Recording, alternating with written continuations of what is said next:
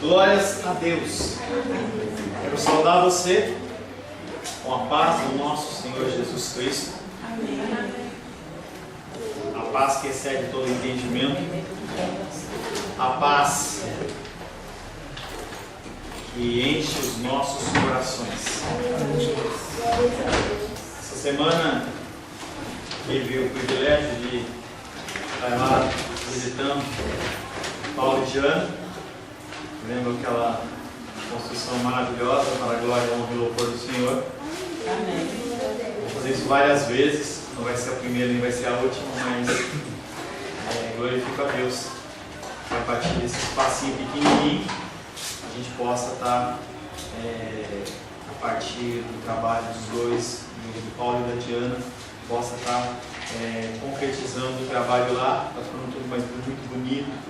Estava lá na quinta-feira, estavam colocando fogo e estava muito quente? É quente. Foi você, culpado do dia. Você dirigiu o louvor, nos levou à presença do Espírito. Nós ficamos cheios do Senhor. Amém, igreja? Amém. Entendeu? E foi muito prazeroso a gente estar lá, estar caminhando para o fim. O Senhor tem dado forças ao casal. Nós oramos para que vocês sejam abençoados cada vez mais. Que o Senhor desde já esteja separando os homens e as mulheres, as crianças, os adolescentes, os jovens que vão estar lá. E que lá possa ser um lugar que seja referência a glória, honra e louvor em nome do Senhor, uma pregação digna da palavra. Que o Senhor possa estar realmente capacitando o Paulo na direção desta obra que não é fácil. Ninguém nasce pastor, entendeu? Eu lembro que quando eu vim para Brasília, ainda muito cru em pregação, eu vim aprender a pregar com vocês aqui. Então, tenha paciência com você, Paulo. Vai ser um trabalho árduo, mas a palavra de Deus mesmo diz que é aquela que nos rege, nos guia. E aquele que aspira ao episcopado, ao pastorado, boa obra, ele almeja. Não quer dizer que é fácil. Amém? Que o Senhor possa levantar pessoas fiéis como você e Sebastião, principalmente dentro da liderança, tem me auxiliado e me ajudado. Que o Senhor possa também estar levantando pessoas que possam te auxiliar para aliviar o peso dos seus ombros. Essa semana também a mamãe da Edilene ficou hospitalizada, mas já saiu para a glória e honra e louvor do Senhor. Essa madrugada o irmão Cláudio passou mal, por isso que ele não está aqui. Ele está se recuperando, a glicose dele tem uma subida muito grande. E aí a pessoa fica meio fora do ar, até ele sintonizar, que você possa estar orando. E finalmente, antes de a gente passar para a palavra, na quarta-feira estivemos aqui 9 pessoas orando. Foi a primeira vez que teve um número tão grande. Glorifico a Deus pela vida das meninas que vieram. Continuam sendo convidadas. E você que não veio e houver a possibilidade, venha para nos auxiliar em oração. Amém, queridos? Amém. Mais uma vez, a paz seja convosco. Amém. A paz que excede todo entendimento. Aleluia, glórias a Deus. Em nosso último encontro, estivemos meditando sobre o tema Com Cristo não há temor. Sofremos por temor. Adoecemos por temor. O temor faz com que tenhamos o receio de avançar. Faz com que nossos sentidos fiquem amortecidos. Há um colesterol bom, colesterol. E um colesterol ruim. Se você for fazer exame de colesterol, o médico vai falar assim, esse colesterol é bom, você tem que aumentar ele. Esse colesterol é ruim, você tem que abaixar ele. Com o temor, ele é a mesma situação. O colesterol ruim, ele é viver sem Cristo, porque viver sem Cristo nos acarreta temor de pessoas, temor de situações, temor de coisas. Esses 3 temores são temores que nos afligem, nos abalam, nos oprimem. É o que nos faz ficar nervosos, é o que faz nos ficar preocupados e ansiosos. Viver com Cristo nos dá paz e confiança, mas em contrapartida desenvolvemos o temor do Senhor. Quando você tem Cristo, você desenvolve o temor bom, o temor do Senhor, suas palavras, seus pensamentos, os seus olhares, as suas omissões, inclusive, elas são acometidas do temor do Senhor. Mas o que é o temor do Senhor, senão o zelo consumidor de desejar ser agradável a Ele na obediência da sua palavra? É exatamente essa a chave. É exatamente isso que nós temos que buscar fazer: obedecer. A obediência, ela é a chave de um temor do Senhor. Não porque você está querendo algo em troca. As igrejas falam isso. Olha, se você não fizer isso, Deus não faz isso. Como se Deus ele pudesse ser medido, pudesse ser cerceado do seu direito de abençoar ou de se irar, simplesmente pela minha ação ou pelo meu pensamento. Infelizmente tenho a dizer que a sua vontade, ela não voga em nada a vontade do Senhor. A vontade do Senhor, ela é soberana, independente do que você pensa ou o que você Glórias quer. a Deus. Aleluia. Sem esse temor, a depressão vem. Sem esse temor, a ansiedade nos oprime. Sem esse temor, nós nos sentimos abandonados e vazios. Semana passada, o último versículo que nós meditamos foi João 11,16. O último não, mas foi um que eu escolhi. Então Tomé, chamado Dídimo, disse aos outros discípulos: vamos também nós para morrermos com ele. E na semana passada nós meditamos que essa não foi uma demonstração de medo de Tomé. Por mais que uma leitura parcial te leve a esse entendimento, Tomé ele não estava com medo. Pelo contrário, ele demonstrou estar totalmente confiante em sua missão ao lado do Senhor, ao ponto de, além de aceitar essa missão, de inclusive morrer se for necessário, ele convoca os discípulos a fazer parte desse chamado. Com a convivência com Cristo, nós percebemos que o temor faz aquietar-nos aos seus pés. Sofremos por temer o que nos possa acontecer, mas não ficamos encurralados. Claudinha me ajudou bastante na palavra. Frases dela, ela está identificando coisas que eu conversei com ela e fui pontuando e acrescentando. Quando nós temos temor do Senhor, nós continuamos padecendo sofrimentos e dores, mas nós não nos sentimos encurralados. Esperemos em Deus, que é o nosso refúgio e a nossa fortaleza.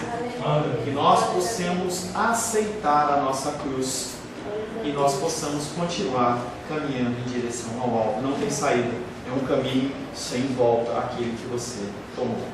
A palavra de Deus hoje tem como título os propósitos das ações ou nas ações de Cristo.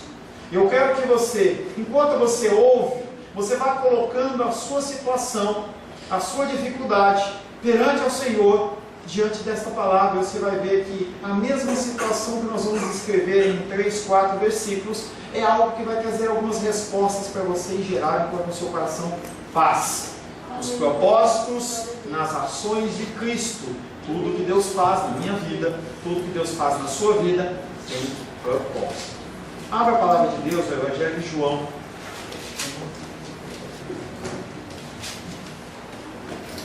Evangelho de João, capítulo 11.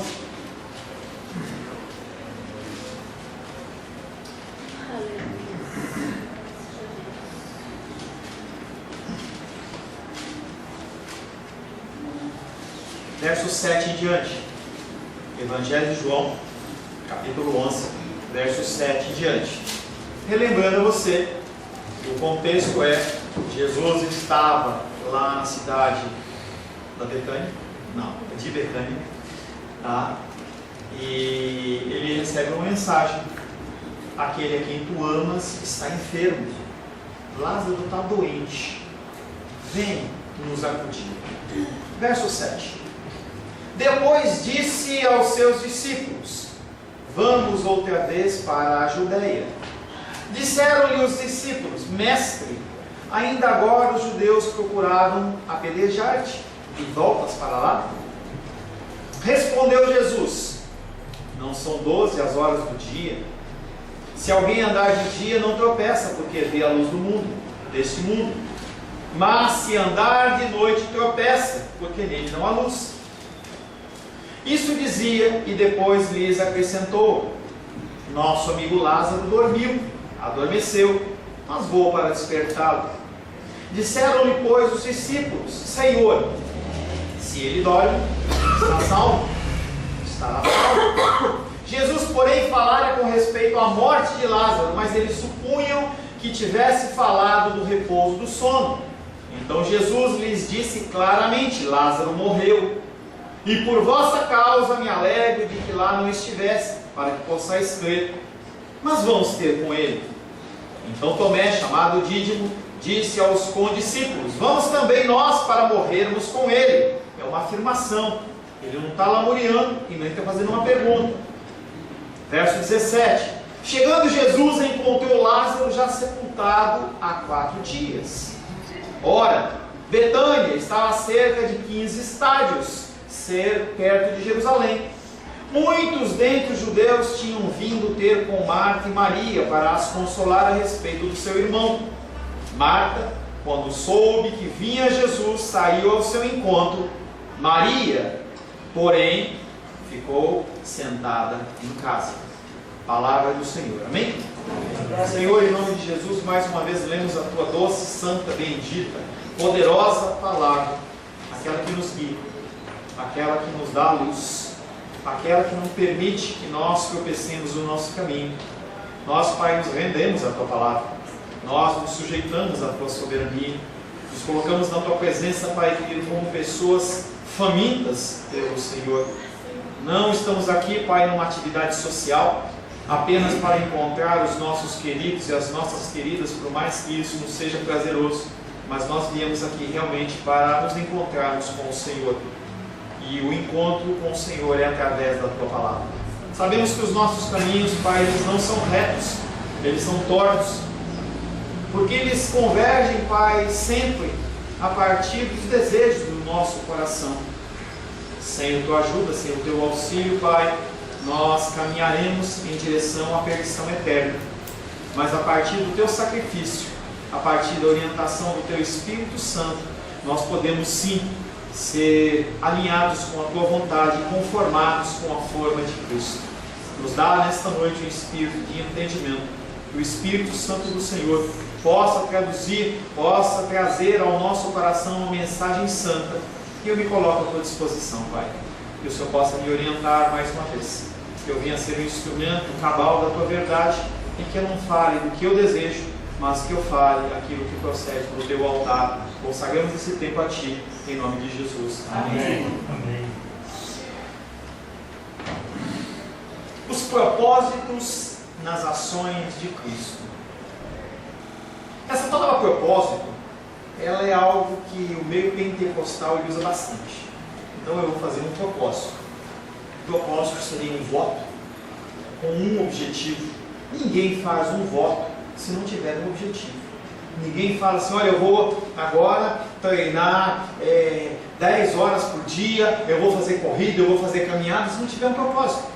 Pode ser emagrecer, pode ser a saúde, pode ser participar de uma prova de 5 quilômetros ou de 10 quilômetros, mas algum propósito tem. O Senhor também, quando Ele realiza os milagres e as suas ações, também tem um propósito. Quando Ele resgata você de onde você estava, havia um propósito sobre a sua vida. Não havia um propósito na sua vida. E nós não temos que alinhar a nossa metralhadora no nosso ombro, encaixar aquele cartucho e sair disparando para qualquer lado. Nós temos que parar na presença do Senhor para buscar a direção dele, pelo tempo que for necessário. Glórias a Deus. Nesse ponto da nossa narrativa, o evangelista, ele dá andamento, ao qual contém um milagre digno de ser registrado. Algo vai acontecer. Cristo não só dá uma notável prova do seu poder divino, ressuscitando Lázaro, mas igualmente pôs diante dos nossos olhos, dos meus olhos, dos seus olhos, uma viva imagem da nossa ressurreição futura. Quando Jesus Cristo ressuscita Lázaro, em primeiro lugar para a glória, honra e louvor do nome do Senhor, em segundo lugar para o cumprimento da palavra, terceiro para que nós pudéssemos ter esse tipo de testemunho e saber que haverá um dia, seja ceifados pela morte, seja através da vinda de Cristo, nós seremos resgatados. Aleluia. Nós seremos transformados. Glórias a Deus. Aliás, pode-se dizer que esse foi o último e conclusivo ato da sua vinda, pois o tempo da morte de Jesus estava chegando. Jesus Cristo sabia que ele ia morrer e quando ia morrer. Você não sabe, eu não sei. É por isso que nós temos que nos dedicar o máximo possível às coisas do Senhor, porque nós não sabemos quando que este dia ele vai chegar. Mas Jesus sabia. Sim, houve outros a quem Cristo ressuscitou dentre os mortos. Tem um caso de uma menina que faleceu e o Senhor a desperta. Tem um caso de um filho de uma viúva que está passando no cortejo e ele toca o caixão, toca o morto desperta. Não me lembro de outros, mas pode ser que haver, não me recordo agora. Mas nesse caso, ele vai exibir o seu poder de uma maneira mais forte, porque aquele corpo já estava podre. Morreu naquele calor, sem todo o processo que a gente tem hoje de cuidado, de uma câmara fria. Aquele corpo ele começou a se deteriorar muito rapidamente. E aí quando se coloca um morto dentro do sepulcro, é porque a caatinga já não dá mais para aguentar.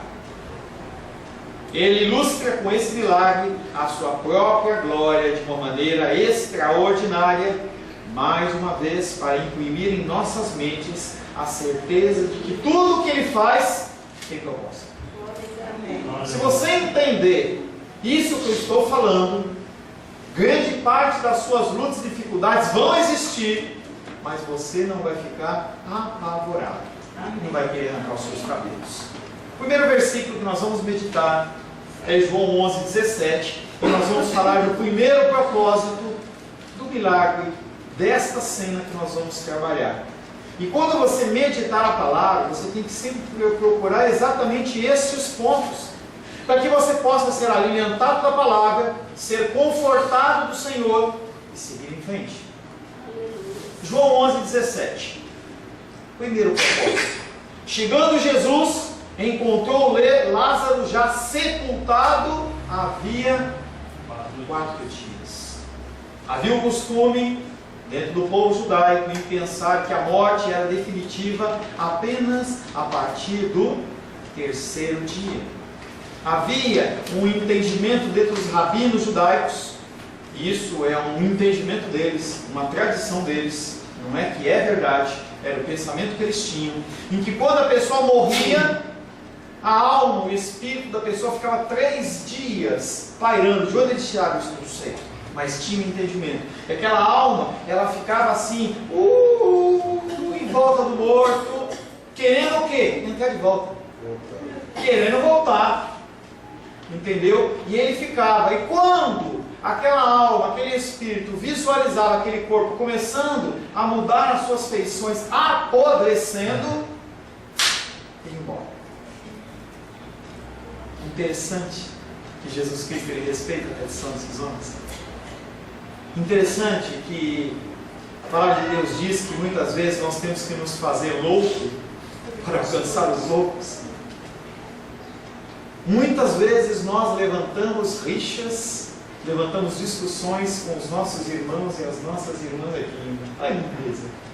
Entendeu? É para mim que ela está olhando, não é para você. Entendeu? Quantas vezes nós nos deparamos com rixas que nós criamos só para defender pontos nossos.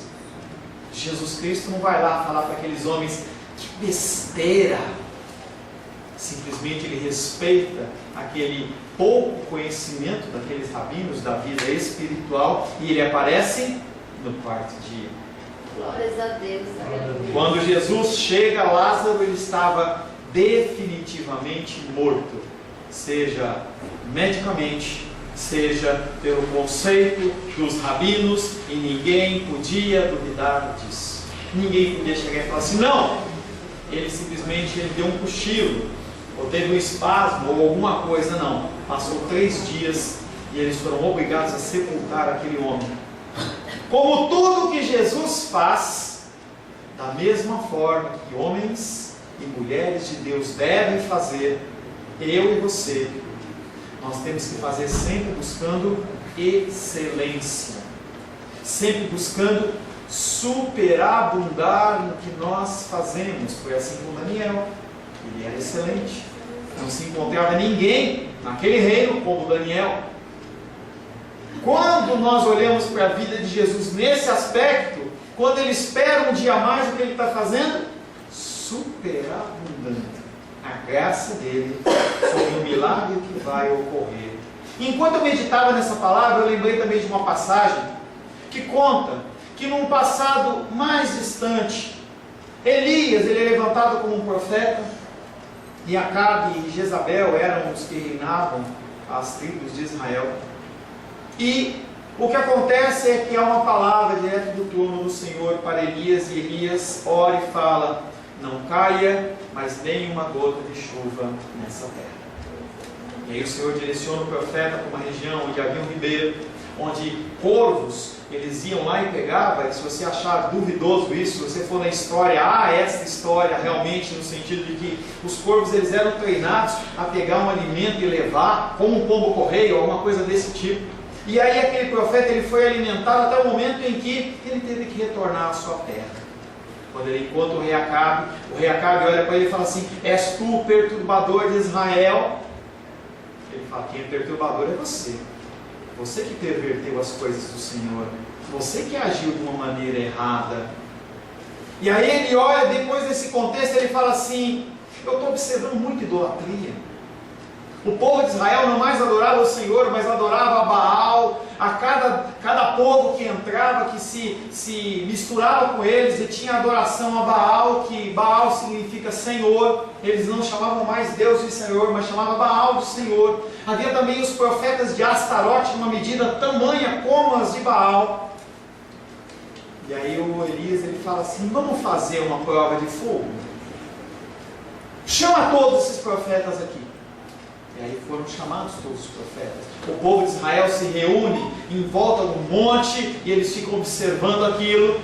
E o profeta de Deus olha e fala assim: vamos fazer o seguinte, aqui tem uma vaquinha, e ali tem outra vaquinha, não lembro se era vaquinha ou carneirinha, é um bichinho.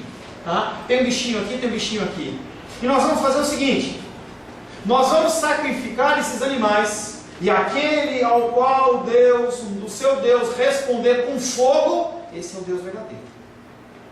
E aqueles homens, por volta de 800 homens, porque eram 450 de Baal e 400 e pouco de Astarote, em torno de 800, 900 homens, eles começaram a clamar em altas vozes no começo da manhã.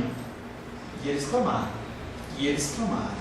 Quando eles viram que o Deus dele não respondia, eles começaram a se ferir, derramar sangue no chão em oferta àquela divindade. Elias vai lá, agaiado, pergunta para eles e fala assim: será que o seu Deus não está dormindo? Será que ele não está dando um cochilo, ou ele está resolvendo um assunto importante em outro lugar? E aqueles homens mais gritavam e mais se esfolavam, e não aconteceu absolutamente nada. Aí o homem de Deus, ele fala que ele vai começar a agir. 1 Reis, capítulo 18, versos 33 a 35. Então armou a lenha, dividiu o novilho em pedaços, matou e esquartejou o bicho, o pôs sobre a lenha e disse: enchei de água 4 cântaros. Coincidência, né? 4 dias? Não vou trabalhar em numerologia, tá? Enchei de água, só isso agora. Enchei de água 4 cântaros e derramai sobre o holocausto de lenha. Encheram 4 cântaros. Mesmo cântaros daquela época lá de Caná da Galileia, devia ter, vou chutar, que seja 20 litros, 40 litros, 60 litros, 80 litros, não importa. Derramou-se tudo aqui em cima. Quem faz churrasco sabe que a coisa complica. Se tiver molhado, não pega fogo.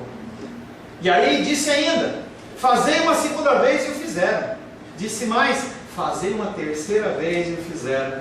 De maneira que a água corria ao redor do altar, e ele encheu de água também o rego é aquele canalzinho em volta do altar, estava ensopado.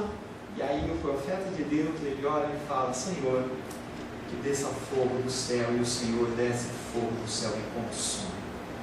Não bastava Elias simplesmente mandar descer fogo do céu, ele superabunda jogando água naquilo. Jesus Cristo faz algo semelhante. Quando nós olhamos a figura do sepulcro, onde o morto foi enterrado, sepulcro significa ausência de vida, não há mais recurso, não há mais nada a ser feito. Ninguém chama mais um médico para isso, já morreu. Os 4 dias na cultura judaica também tem um simbolismo que representa a totalidade do tempo passado. No nosso caso, de humanidade, após a queda tem um destino, como o de Lázaro, que é a morte. Qual é o meu destino sem Cristo? Qual é o seu destino sem Cristo? A morte. Uma morte que pode ser remediada apenas pela ação do próprio Deus, encarnado através de Jesus.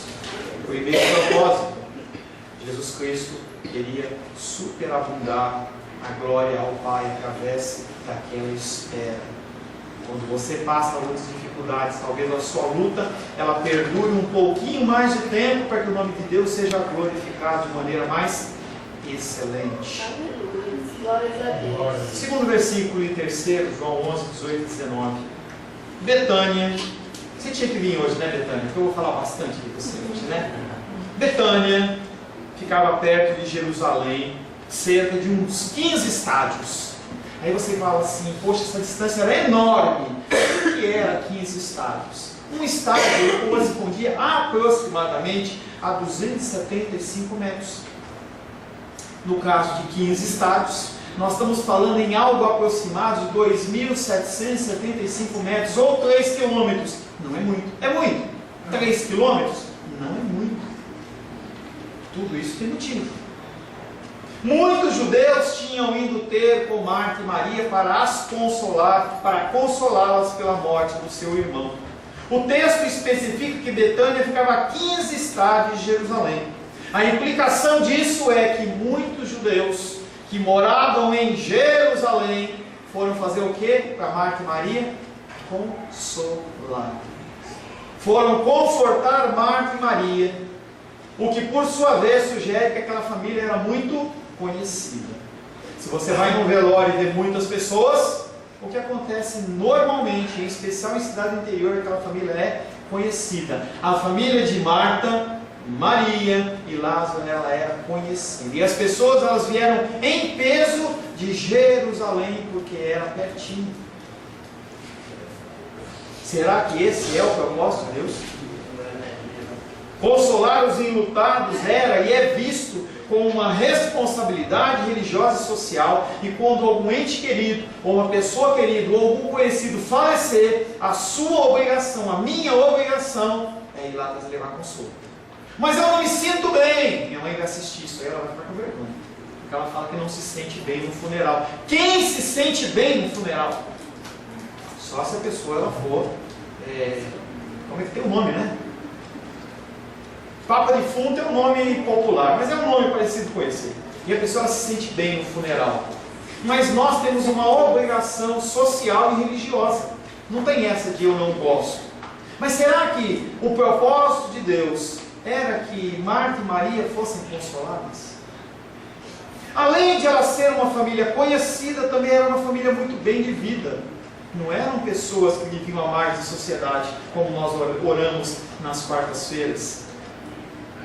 João capítulo 12, versos 3, 4 e 5, conta um episódio muito conhecido, em que Maria, ela derrama bálsamo, nardo puro sobre a vida de Jesus, sobre a pessoa de Jesus. Então Maria, tomando uma libra de bálsamo de nardo puro, muito precioso, ungiu os pés de Jesus e os enxugou com seus cabelos. E encheu-se toda a casa com o perfume do bálsamo. Mas Judas Iscariotes, um dos seus discípulos, porque estava para trair. Se você ler direto, parece que todo mundo quer trair. Não, nem tinha mais um, era só ele. O que estava para trair disse: por que não se vendeu esse perfume por 300 denários e não se deu aos pobres? A pergunta é: qual é este valor? Nós não precisamos fazer cálculos perfeitos ou extremamente corretos, mas um denário, ele fazia referência ao trabalho de um trabalhador normal. E um trabalhador normal, por exemplo, a faxineira, em que ela cobra em torno de R$150, dependendo do lugar, R$150. Se você multiplicar 300 denários por 15, por 150 vai dar um valor de aproximadamente R$45 mil. Talvez você olhe e fale assim, mas o meu carro, ele custa 25. O meu carro custa 30. Não é tanta oferta assim. Entenda que nós não estamos falando no ano de 2018. Nós só estamos falando num tempo em que os recursos eles eram escassos. Se você voltar 10, 20, 30 anos e você for ver o preço do combustível, você vai se assustar. Ou se você começar a olhar para os Estados Unidos, o preço que eram as coisas, você vai se assustar, porque as pessoas elas não tinham o problema da inflação. Tudo que era produzido era para consumo, normalmente na região local. Então eu não fazia muito mais. Não havia especulação. Aquele valor era excessivamente alto. E o que Maria fez foi derramar aquilo como uma oferta ao Senhor. Por que Judas achou ruim? Porque ele ia trair e ele era aquele homem que guardava o dinheiro. Na verdade, aquele que desviava o dinheiro. Se você pensa que essa história de desvio da Petrobras é caso novo, naquela época de Jesus já haviam pessoas que faziam desvio de verba pública.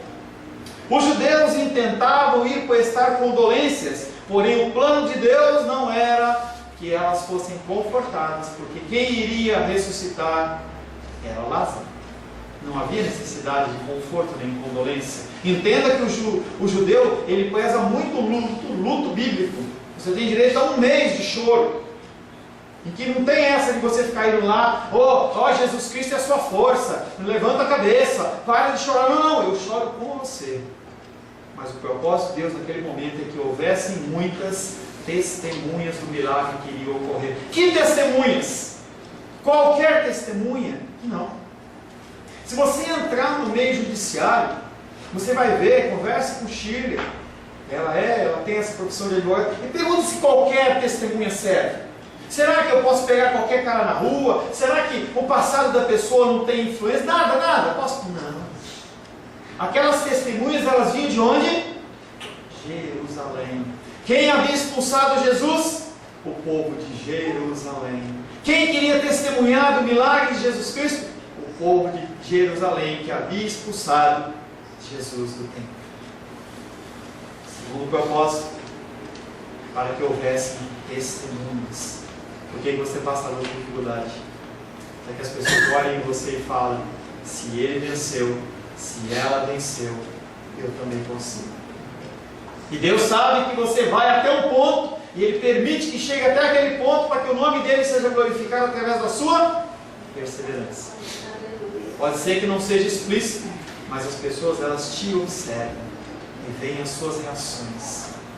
A menção da proximidade de Jerusalém também reforma a consciência de que havia um risco iminente, real, da morte de Jesus Cristo. Terceiro propósito: Jesus Cristo, Ele vai te salvar e vai te resgatar, porque Ele prometeu. Na época em que Ele estava vivo, a morte para Ele era nada, em detrimento daquilo que Ele iria oferecer para aquela família, que era a redenção e o resgate. Você não está abandonado, Deus está com você. E o último versículo, João 11:20. Quando Marta ouviu que Jesus chegava, foi ao seu encontro, enquanto Maria continuou sentada em casa. Que estranho. Aquela Marta que é zum, foi encontrar Jesus. Maria, que era a adoradora, ficou sentada. Tendo Marta ouvido que Jesus estava vindo, caminha para fora da vila, não só por uma questão de reverência que nutria por Cristo, mas para que pudessem encontrá-lo mais discretamente, pois o perigo era algo que ainda estava na sua lembrança, bem como a ira daqueles homens lá no templo, que foi aplacada pela saída de Jesus e ida para a Galileia, mas que com o possível retorno de Jesus poderia incitar o coração daqueles homens a ira e o desejo de matar o Senhor de Marta. Por isso que ela sai daquela região, por isso que ela sai daquele ambiente em que estava sendo ali todas aquelas condolências sendo dadas pós-enterro. Em termos de confissão de fé, este movimento era e é real também em nossas vidas nos dias de hoje. Que movimento? Jesus vem. e eu também dei que a ele. Sim, ele veio aos seus e fez todo o sacrifício, nos capacitando a entrar na presença do Pai, e não há nada que você possa acrescentar ao sacrifício de Cristo. Tudo que você pode fazer é se deliciar, aproveitar por esse caminho que ele abriu. Ele passou por esse caminho, abriu e foi para o Pai. Aleluia. Glórias a Deus. João capítulo 1, 11. Ele veio para o que era seu e os seus não receberam. Ele veio. Ele vem em você. Em algum momento ele te alcança. Glórias a Glórias a Deus. Deus. Sim, também nós temos que ir em direção a ele. Não é algo passivo em que nós ficamos no nosso leito, entendeu? De braços cruzados. Não, nós temos que fazer a nossa parte. Porque ele, como soberano, assim determina. Se ele tivesse dito, não precisa você fazer nada, você não precisa fazer nada. Mas ele falou, você tem que vir a mim. João 6,37. Todo aquele que o Pai me dá, e esse vai ficar sentado. Esse não faz nada. Esse virá a mim. E o que vem a mim, parte dele, de modo nenhum lança fora. Amém. Você foi a ele, cumpriu o desígnio que ele comissionou, ele não te lança fora. Amém. Glórias a Deus. Nem em altura, nem em profundidade, nem conta vermelha, nem abandono, nem que o pai e a mãe abandonem, nem que a enfermidade assole, nem que o demônio, o Satanás, o bodão apareça, nem que você seja assolado pela indignação, pela indisposição do judiciário brasileiro. Nada pode te afastar desse amor. Glórias a Deus. Porque foi cumprido todo o ciclo. Jesus morreu por você, foi a você, abriu o caminho, você vem a Ele e Ele de maneira nenhuma te lança fora. Amém. O encontro entre Jesus e os seus, reforçando por decreto divino e não por opção nossa, é sempre a junção desses dois movimentos. Ele vem a nós e nós vamos a Ele. Se você quer ler um pouco mais sobre isso, leia a parábola do filho pródigo, e você vê que o pai, quando vê o filho, ele vai em direção a ele, mas o filho também tem que ir em direção ao pai. Em relação a Maria, por que Maria não foi? Maria, a adoradora, Maria que era espontânea, por que Maria não foi? Duas possibilidades. Talvez você encontre outras, eu separei duas. Primeiro, a notícia da chegada de Jesus não chegou aos seus ouvidos. E envolta nas condolências dos visitantes, ela fica em casa. Ela pode não ter ouvido. O contexto é, se Jesus chega em Jerusalém ou perto dele, ele pode ser perseguido de morte. Você acha que aquele mensageiro entrou e falou assim: ô gente! Ou chamou uma pessoa da casa. Havia um clima de dor. Quando você chega num ambiente como esse, você entra com a sua mãozinha no bolso, com a mãozinha para trás, com a cabeça baixa, procura o enlutado, vai lá e fala meus pêsames, recua e fica num canto, esperando que alguma necessidade você possa suprir. Aquele mensageiro não chegou com baldos brados, mas ele chegou para a pessoa que ele viu, e provavelmente quem ele viu de primeira mão foi Marta. Então a primeira possibilidade é Maria não ouviu. As pessoas estavam lá, ô Maria, meus sentimentos, e Maria chorava. Maria era muito emotiva, e ela chorava, e ela pode não ter ouvido. Segundo, a morte do irmão dela significou para ela o fim da vida. Quantas pessoas que quando tem um ente querido próximo falece, a pessoa olha e fala, eu também morri. Ela pode ter emocionalmente sido muito ferida, e aquilo ter sido a motivação para reduzir a sua ação, e ela ter ficado o quê? Apavorada, bloqueada, totalmente inativa. Essa ideia de morte como destruição a paralisa e a faz permanecer num ambiente de dor. Ela não quer ver mais ninguém. Tem momentos em que a gente vê pessoas que perderam um ente querido e você fala, eu não quero ver ninguém, eu não quero ter contato com ninguém. Duas possibilidades, mas o que importa é que Maria ficou sentada em casa. Essa situação que nós trabalhamos hoje, ela está sendo construída semelhante a qualquer que possa estar ocorrendo na sua vida. E eu quero que você Memorize esses passos. Se não fizer, depois, se quiser, eu passo para você ou coloco no grupo da igreja. Primeiro, um problema ou situação que demanda uma solução. Existe algo na sua vida que demanda uma solução, importante ou não importante. Um clamor por ajuda ao único que pode nos auxiliar é o segundo ponto. Não ache que o ser humano ele vai trazer consolo a você de uma forma definitiva, porque ele não vai.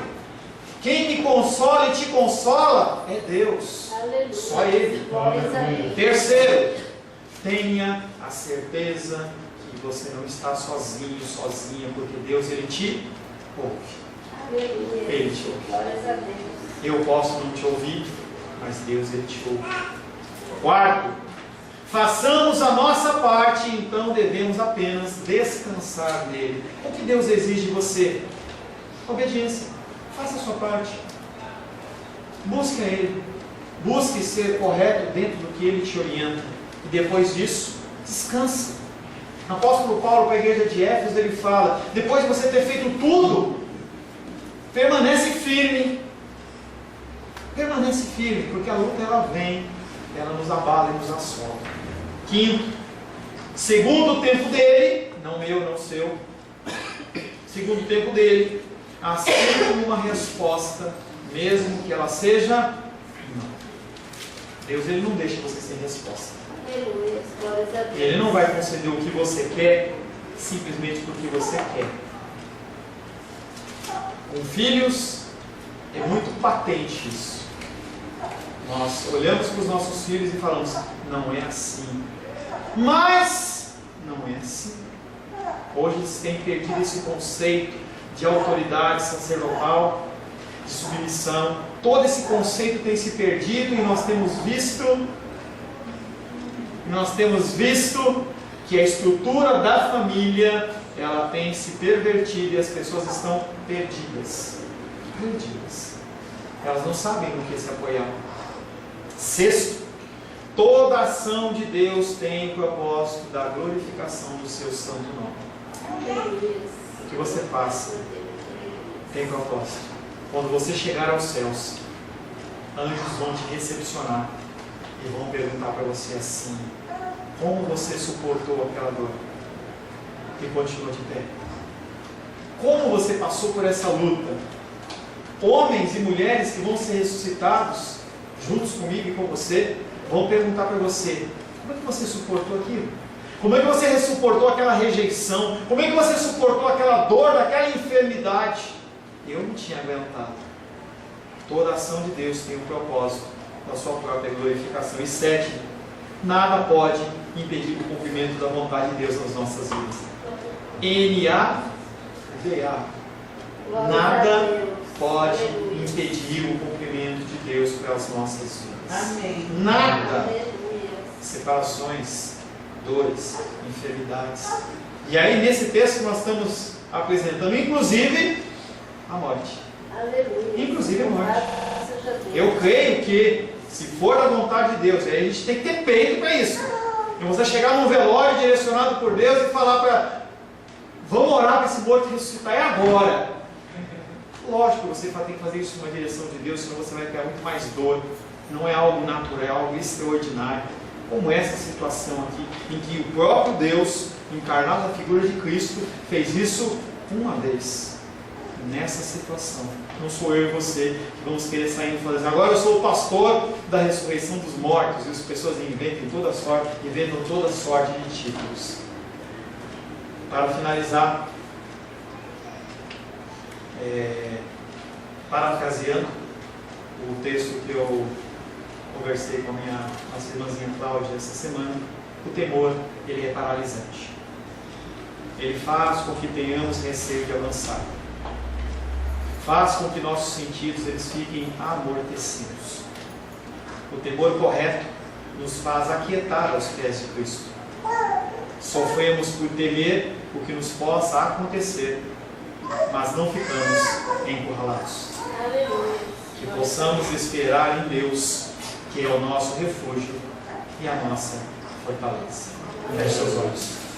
Senhor Deus, te louvamos, Pai, porque mais uma vez o Senhor nos dá alento.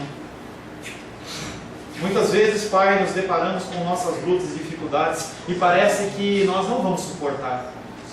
Parece que a temperatura ela é grande demais.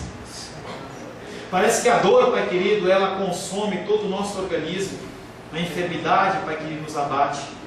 O nosso emocional, Pai querido, tem sido assolado nessa sociedade totalmente fora da Tua presença.